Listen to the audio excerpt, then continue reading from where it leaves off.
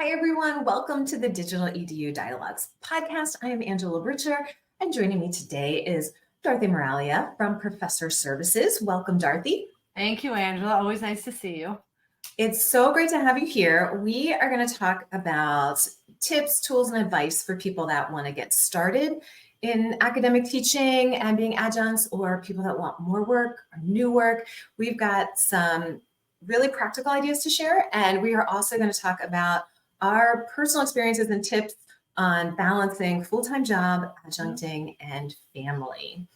But let's get started by talking about your role as the Vice President of Professor Services. And what's the advice that you when you work as a mentor with people, or when people, email, check in? What are those first pieces of advice that you give to them when they're saying, I really want to get an academic job, I want to start as an adjunct? What are some of the things that you start by sharing with them? The very first thing I say is you need an optimized CV. You don't need a resume. A lot of clients come to me and say, well, I have a CV, and they send it to me and it's a resume. There's a lot of companies out there that market themselves that they know how to write CVs, and they simply don't. So I always say the CV showcases all your information, your skill set. It helps you stand apart from everybody else. So that's the critical component, is the CV and then the cover letter. Because you and I both know online teaching is extremely competitive. So I always encourage clients, invest in yourself and get the CV written by a professional. And then it's a game changer. And start with that, and then don't go with those big job boards. You have thousands and thousands of competition on there. With our leads, we have the team behind us. They search for leads on our own, that aren't out there for everybody else to apply to. Mm-hmm. And then we always recommend flood the market with applications. Those are the three key pieces that certainly worked for me. And so years ago, when I first came to you as a mentee, I remember having no understanding of what a CV actually was. Like, you see them online and you see these templates, and having the BAB group and Professor Services actually do that cover or that CV for me it really adjusted my mindset about it to realize what it actually is. And I think we're so in this mindset of a resume needs to be 1 or 2 pages, needs to be short, succinct, only relevant to the job.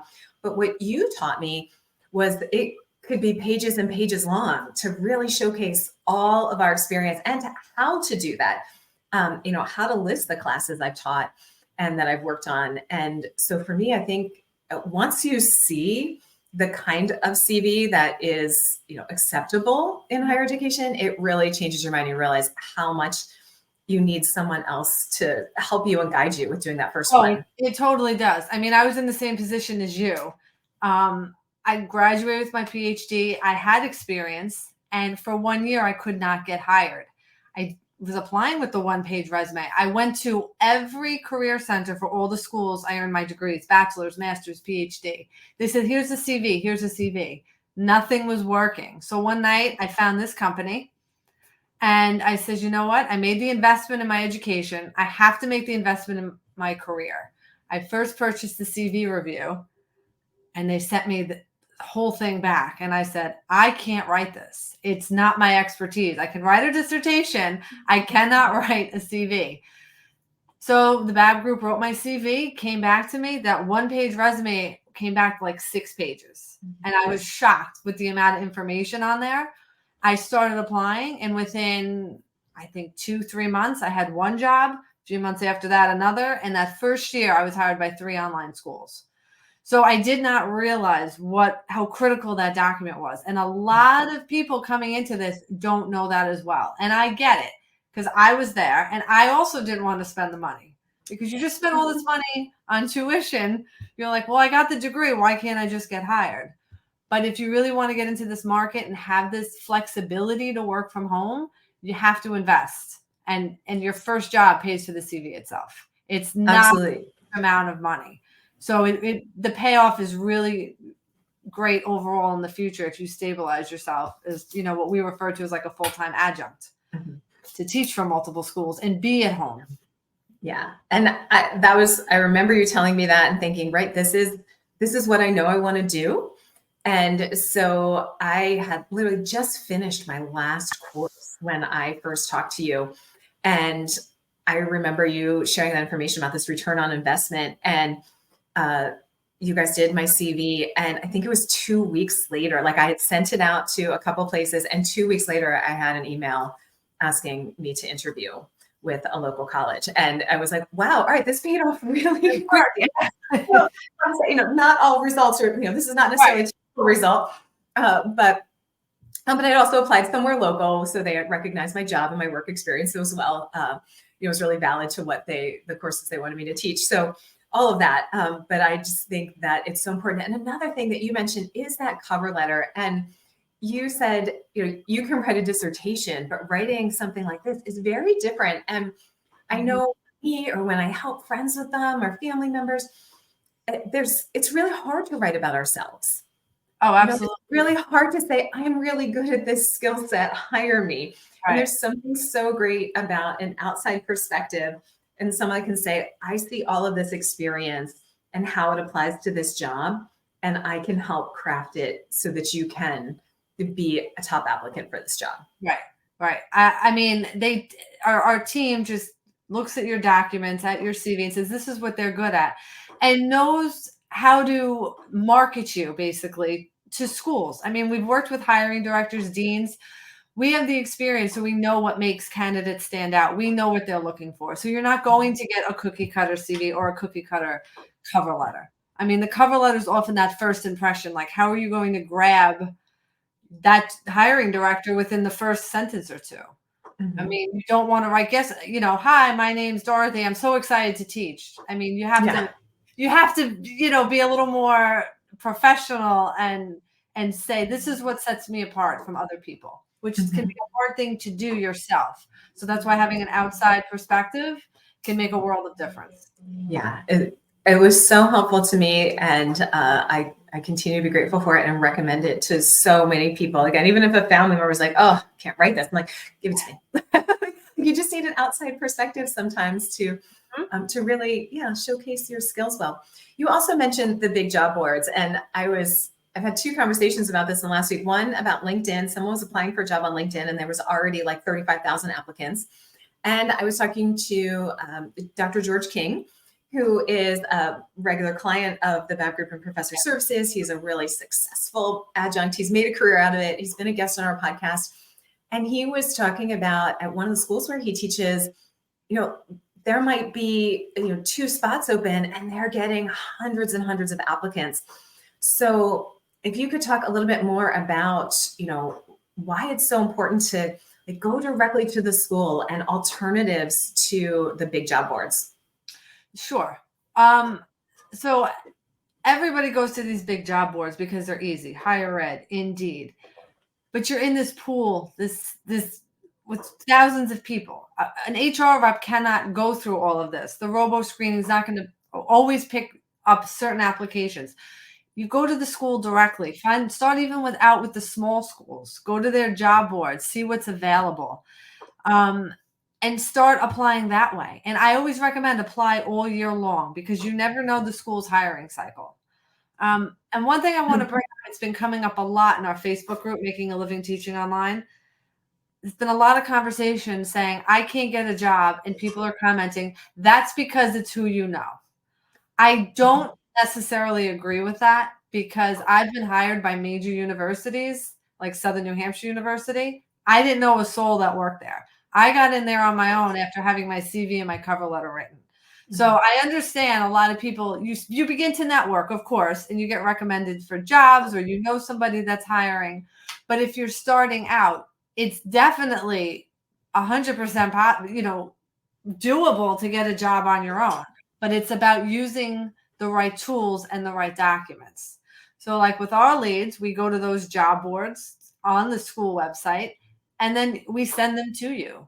So we're not going to those competitive job boards like everybody else is who has the time to do it. So ours are a little more detailed, time-oriented to find those jobs. I mean, I got a job a few years ago, our job leads for a very small school. And I've been there for 4 or 5 years already. And I have consistent work. And again, didn't know anybody there. It was a job that ended up in my inbox, sent the email, and 2 months later, the dean sent me a direct email, and then I was hired. Mhm. And I've been there ever since. So it does work. You just It does work. persistence and determination. And if you get those rejection emails, believe me, I got plenty of them. Don't let them discourage you. Just be like, that's one step closer to a job. It does work out, but you have to have the mindset and the tools. Yeah. And something that you always repeat is that idea of flooding the market and to keep applying. Just because you got rejected maybe one semester, to apply again or apply to a different department even. That idea that we always need to be out there, as well as, I think with enrollment, like one semester you've got a ton of work and the next semester you may not, just depending on what's going on. Or, I know for me, like summer's different than the rest of the year. And so always thinking a few semesters down the road as far as applying and to just keeping things out there. I was going to say something about, who I see that all the time too, as though it's a bad thing. And yes, like you, I have gotten a job based on the really great CV that the BAB group did for me. But I also got an in based on networking. And I think so many times we think that this idea like, well, you have to know someone is a bad thing. And I like to encourage people that networking is just everyday life conversations. I got an introduction after an elementary school party, right? I'm at school helping out. And it turns out that the department chair, the outgoing department chair at a local university, she and I are, helping kids make messy food at a party. And we're chatting about what we do. And she's like, oh my gosh, we need you. Next thing I know, I've got an intro email. And it was a couple years later till I actually landed the position that it worked out for my schedule and that class was available. So it was a couple years, but still that introduction came by just a casual conversation over what we do while hanging out with kids, So I think always being open to how those opportunities may come around, and that you might be surprised by who that knows someone that could say, hey, this person would be really great to join our department or to work with us. And I want to circle back because I was mentioning how people are in the group saying, I'm getting rejected, this and that. And people saying, well, it's because you don't know somebody, this or that. It's also important how you're presenting yourself in these forums. Because if you're going to complain that you don't have a job and you're not getting this and that, there are hiring directors in there. So take that as an opportunity to market yourself. This is why I'd be good for this job. Same thing with LinkedIn. Market yourself on there. Show your skill set. Nobody wants to hire somebody that's going to complain and whine that they can't get hired. You have to have that confidence and that presence to show schools, this is why I would be a good fit for you. So then that's part of networking, is you're building those relationships online and showing people, this is what I'm capable of. And like you mentioned before, like just keep applying. There was my dream school that I wanted to get into. I kept applying. I was rejected 12 times. Lucky number 13. They hired me. I've been there ever since, teaching freshmen who are coming in. And then a year or two ago, they asked me to be a faculty trainer. So you need the perseverance and you just keep going and make those connections and just keep plugging away at it, because it certainly can pay off. Great advice, Dorothy. I think especially that reminder about our social media presence, that hiring managers are going to look us up on social. It's one of the first things they do. It's one of the first places they find us is on LinkedIn. And why it's so important to optimize your profile with keywords. But just like I work with a lot of freshmen, I work with a lot of students that are graduating from their 4-year degrees. And that's one of the things that we work on. We do an inventory of their social media. Like, is it job ready? Does this say I'm an employable person, or does this say I'm something else, right? I'm a complainer, or I'm having a blast at college. What does it show? And so we'll work on cleaning up those profiles. And I think no matter our age, no matter the level of our experience, that it is our greatest marketing tool. Absolutely. And the easiest and cheapest way to showcase ourselves and our skills and how we interact with people. Right. So I think that's free advertising, but you just have to know how to use it. And like you said, those keywords, and just show people, this is what I'm capable of. Yeah. All right. Some great advice. We are going to take a 30-second break. And when we come back, Dorothy and I are going to talk about how we balance full-time job, adjuncting at several schools, managing our families without losing our minds, even though maybe sometimes we do. So we will be right back. Today's episode is brought to you by Professor Services. Looking for a job in teaching? Need to expand your network? Want to boost your income? Whatever it is, the expert team at Professor Services has you covered. From helping higher ed faculty find new jobs, to essential tools such as cover letters and CVs, to applying to jobs for you, Professor Services equips you to nail your job search. Don't stress over the job hunt. Maximize your potential and crush your next opportunity with support from our team of experienced administrators, mentors, and educators. Discover how the team at Professor Services can help. Visit professorservices.com today to get started and kickstart your career in higher education. All right, we are back. Dorothy and I are going to talk about balance or not balancing all of life's challenges. And I wrote in my notes, we're both working parents, we have full-time jobs, we have families, so we have kids, as well as we both have widowed parents that are very much part of our lives. That's true. And in my notes, I wrote, are we crazy? Little bit. Some days more than others. So talk about, you and I talked about this a little bit recently, like how this has changed for you as your family has grown. How has it changed? I'm sorry, I didn't hear you. Yeah, how it's changed, how do you balance things, from when you first started teaching and working to, now having 3 children? Well, when I first started teaching, I had nothing but time. And then, after my oldest son was born, he'd be next to me, in the rock and play, and I'd be grading and or grading in the kitchen. He'd be asleep in the high chair. And that's how you balanced it. And now with 3 kids, they're 2, 4, and 6. It's a different ball game. It's up super early before anybody gets up in the house. Make the coffee first thing, check the emails.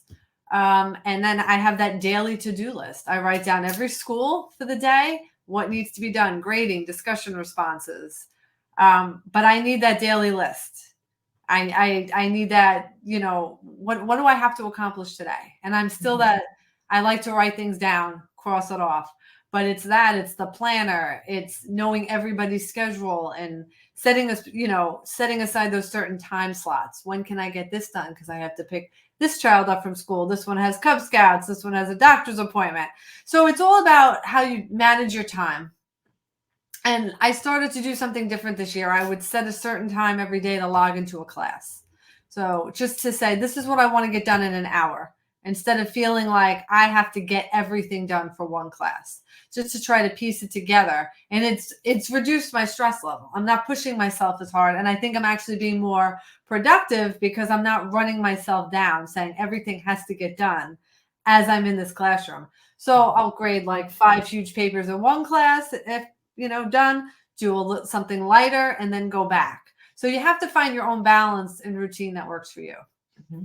Those are great suggestions. I've been doing a lot of that too. That kind of chunking it, like instead of I have to grade 100 students' assignments in this block of time on Monday, it's crazy. How can I get this much done before this time, and then work on this other thing that is simpler, easier, creative, something like that. Or when do I need to take some breaks in my day? And it has brought an ease, and I think makes me a better professor, because I think about, those first 5 students are getting a different kind of feedback than those last 5.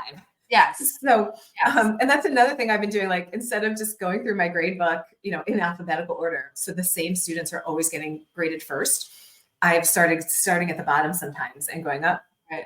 Just because I've become really aware of how my grading changes, how my feedback changes when I'm tired. Of course, because toward the end, you're exhausted and the feedback is not as specific. It's not what that student deserves. Yeah. So that's when you have to say, I need to step back, take a break, regroup, and it makes you just a better instructor overall. Yeah. And I think too, the idea of pacing myself. So thinking, what can I get done on Sunday? Like Sunday is a day when a lot of times, in the evening, like my daughter's doing schoolwork. And so it's a time that I feel like it's okay to give up some of that family time because everyone's doing their own thing.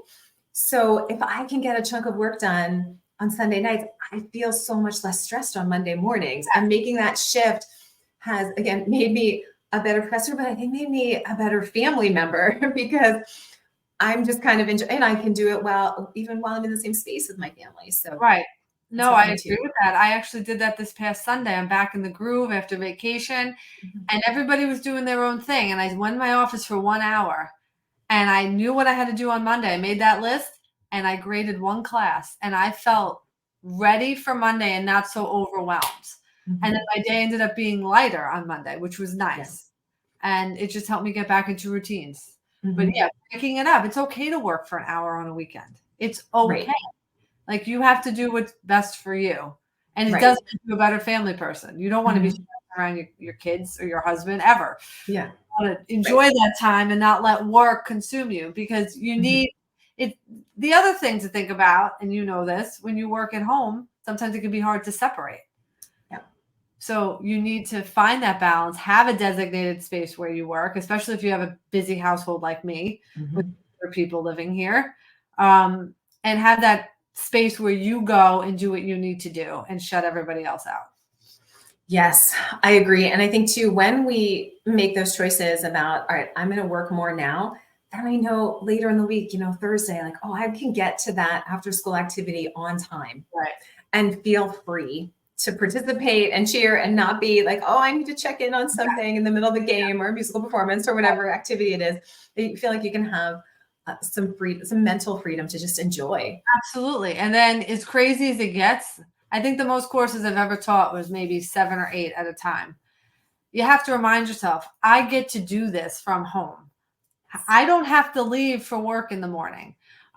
There's been times where one of my children would cry when they're so little. I said, I got to go to work now. And they would cry. And I said, but you don't understand. I'm just walking upstairs to my office. A lot of mommies have to drive to work and stay in an office, and I wouldn't see you all day.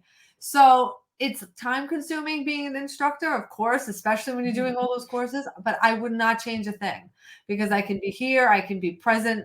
I can get my son off the bus every day. I can go to those Cub Scout meetings, everything.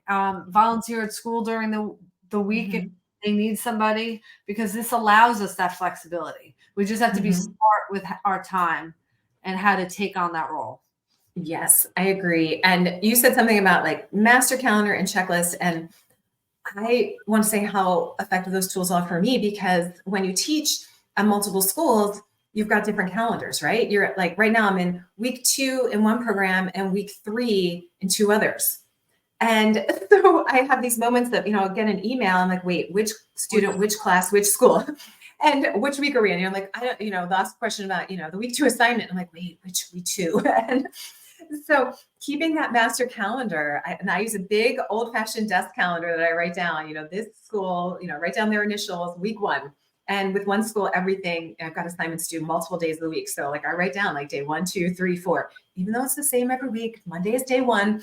By writing that on my calendar, it helps keep me Of like course. quick glance oriented as to, all right, this school, this right here, right now. And I think that it really helps keep me oriented. And I want to acknowledge something else you said just about that flexibility, and I think being present to our families, as well as I think the importance of our children seeing us at work, right? They get to see and learn how we talk when we are speaking professionally. They get to see and hear us interact with grownups. And in my case, I also teach in person. And every semester, there's a reason that my daughter has come to class with me, whether it's a topic she really likes or it's a day off school and I'm teaching, a morning class. And how valuable it's been for her as a teenager, middle schooler, to come into a college classroom and see how that works. Okay, it makes college a lot less scary. And I am the kind of professor that students are always working in groups or pairs, always doing stuff in class. So she'll participate. And students always just scoop her up because, by the time she rolls around into class, they've heard all about her. So they scoop her up and include her, and she gets to have a little taste of that experience. So I think it helps set expectations for her, and helps make college seem less scary. And Right. she also, again, she gets to see me at work. She gets to see that persona. She gets to see like, oh, this is what it is. This is what mom looks like when she's a professional grown up. She's, bumming around her flip flops at home. Because sometimes it looks like I just sit around in flip flops and with my laptop on my lap. Of course. And it's like, oh, mom puts on grown up clothes and looks like a grown up and talks like a grown up. And that's what this looks like. So I love that she gets to see that. And honestly, I want to give all credit to a former sports broadcaster I worked with a long time ago, and he has since passed away. And one day I was working in news and I was like, yep, I can come fill in, but I have to bring my daughter. And he said to me, it's so great that she's here, because he would always bring his son to work. And he'd say, it's so good for our kids to be surrounded by these really successful adults and to see successful adults working at work and doing what we do. And it's good to see me that way. And so I'm always so grateful for his advice. His son has gone on to be very successful in the sports world as well. And I hope the same for my daughter. So he definitely inspired me to bring my daughter to work every day. Every day. All right. You and I joked a little bit about how there's no time for a spa day. So I want to just end today by talking about how we build in those little pockets of time to rest our brains, because when we're working this much, full-time job, teaching full-time and families, that it's really hard to turn off, especially at night. Yes.